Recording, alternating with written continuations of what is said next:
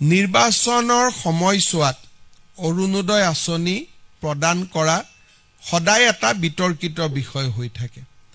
সেইকাৰণে কেতিয়াবা বিৰোধী পক্ষেও আপত্তি কৰে যে ইলেকশ্যন চলি থাকোঁতে কিয় অৰুণোদয় দিলে।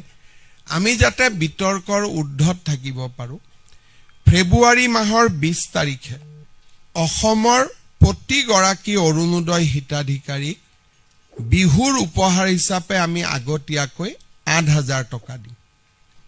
তাৰমানে প্ৰতিগৰাকী আই মাতৃ যিসকলে অৰুণোদয় আঁচনি পাই আছে, দে উইল গেট, জানুৱাৰীত আমি তেওঁলোকক নিদিওঁ একো, ফেব্ৰুৱাৰী মাহত একেলগে, ফেব্ৰুৱাৰী মাহৰ 20 তাৰিখে একেলগে আগতীয়াকৈ বহাগ বিহুৰ উপহাৰ হিচাপে তেওঁলোকক আমি 8,000 টকা তেওঁলোকৰ বেংক একাউণ্টলৈকে হস্তান্তৰ কৰিম।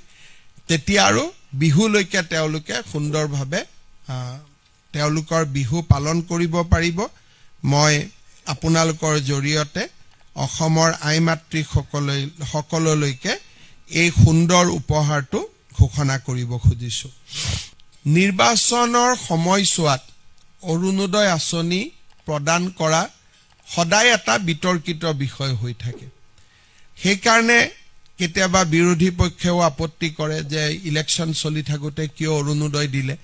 আমি যাতে বিতৰ্কৰ ঊৰ্ধত থাকিব পাৰোঁ, ফেব্ৰুৱাৰী মাহৰ 20 তাৰিখে অসমৰ প্ৰতিগৰাকী অৰুণোদয় হিতাধিকাৰীক বিহুৰ উপহাৰ হিচাপে আমি আগতীয়াকৈ 8,000 টকা দিম।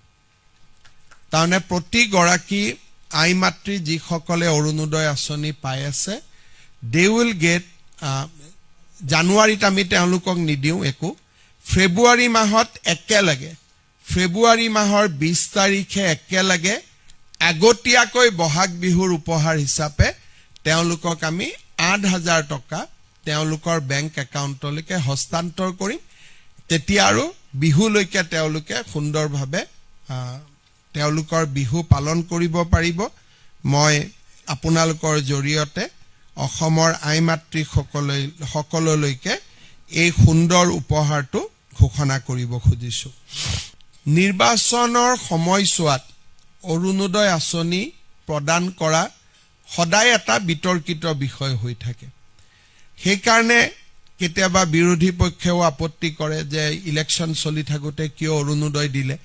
আমি যাতে বিতৰ্কৰ ঊৰ্ধত থাকিব পাৰোঁ, ফেব্ৰুৱাৰী মাহৰ 20 তাৰিখে অসমৰ প্ৰতিগৰাকী অৰুণোদয় হিতাধিকাৰীক বিহুৰ উপহাৰ হিচাপে আমি আগতীয়াকৈ 8,000 টকা দিম।